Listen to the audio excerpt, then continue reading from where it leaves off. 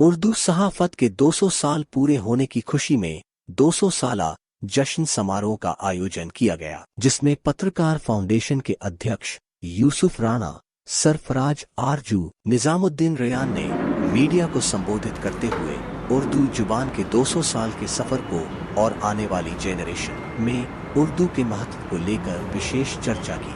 और आपने इसको सहाफत को अपना मिशन भी बनाया हुआ है, तो आज जो है वो जश्न जश्न उर्दू 200 साला सहाफत के दौर में मना रहे हैं, जबकि अखबारात जो है वो आज की कहानी कुछ अलग है।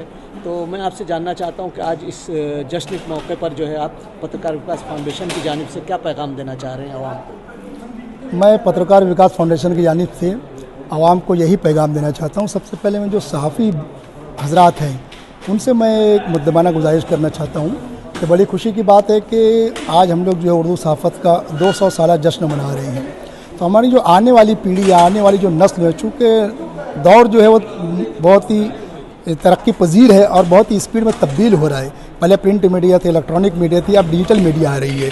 तो हमें जो है वक्त की रफ्तार के साथ में तरक्की करना चाहिए। और हमारे जो नौजवान साफ़ी हैं, जो बच्चे जो आ रहे हैं, जो अभी नौमश्क हैं, तो हम लोगों का फ़र्ज़ बनता है कि उन लोगों की ज़हनी पर्दाख्त तो करें, उनको जो अच्छी तरह से मश्क करवाएं कि उर्दू क्या है, उर्दू सहाफ़त क्या है और किस तरह हम लोग उर्दू सहाफ़त को आगे जारी रख सकते हैं। अगर हम आज इन बच्चों के ऊपर दस्ते शफ़क़त रखेंगे तभी हम आने वाला 300 साल भी मना सकते हैं।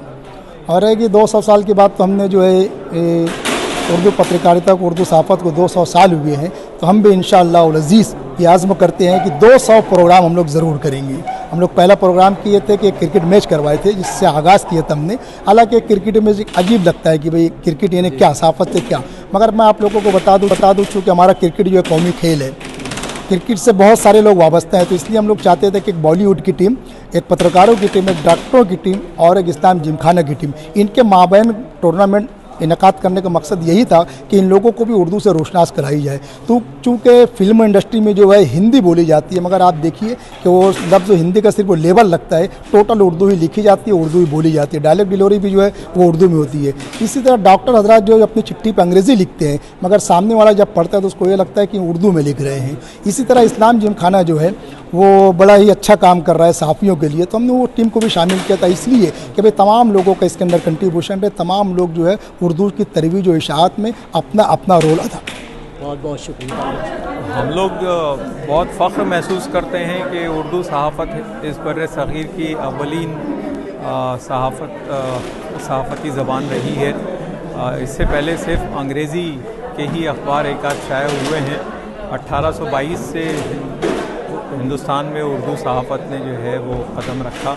कलकत्ता से पहला उर्दू रोज़नामा शाया हुआ जामे जहानुमा के नाम से, और चौधरी ब्रह्मदत्त उसके एडिटर हुआ करते थे। ये अखबार जो था ब्रह्म समाज की तहरीक का नुमाइंदा था। राजा राम मोहन रॉय जिसके सरबराह थे, और उस ज़माने में चूँकि उर्दू इस मुल्क की जो है सबसे मकबूल तरीन और सबसे ज़्यादा बोली और समझी जाने वाली ज़बान थी, इसलिए उन लोगों ने भी जो है उर्दू की अहमियत को मद्देनज़र रखते हुए उर्दू को ही जो है अपने ख़यालात के और अपने अफ़कार की तरसील का ज़रिया बनाया। और ये हम तमाम उर्दू वालों के लिए बड़े फ़ख्र की बात है कि हम आज जो है इस सहाफ़ती इनक़लाब के 200वीं सालगिरह मना रहे हैं। शुक्रिया। यही फ़र्क है कि उस ज़माने में काम करने के लिए लोगों के पास साधन नहीं था, और आज चूँकि टेक्नोलॉजी का दौर है इसलिए साधन दिख रहा है। लेकिन मैं ये समझता हूँ कि 200 साल पहले जिन लोगों ने ये प्लान किया और जब अखबार लाया, तो उस दौर की सहाफ़त में जो जान थी, जो ताकत थी, वो आज शायद उतनी नहीं दिख रही। लेकिन मुझे इस बात का फ़ख्र है कि इस मुल्क में जिसने आज़ादी दिलाई, इस मुल्क में जिन्होंने जंगें की लड़ी, वो सब उर्दू वालों के हाथ थे और उर्दू अखबारों का बड़ा रोल रहा। भले वो उसके एडिटर्स हमारे हिंदू भाई रहे हों, लेकिन ज़ुबान तो हमारी थी, और उसकी ताकत ही है कि आज 200 साल से निकलने वाले अखबार आज यहाँ खड़े हैं। और ये खुशी की बात है कि जो हमारी नई नस्ल आ रही है वो कोशिश कर रही है कि इसको सीखे और इसको बढ़ाए।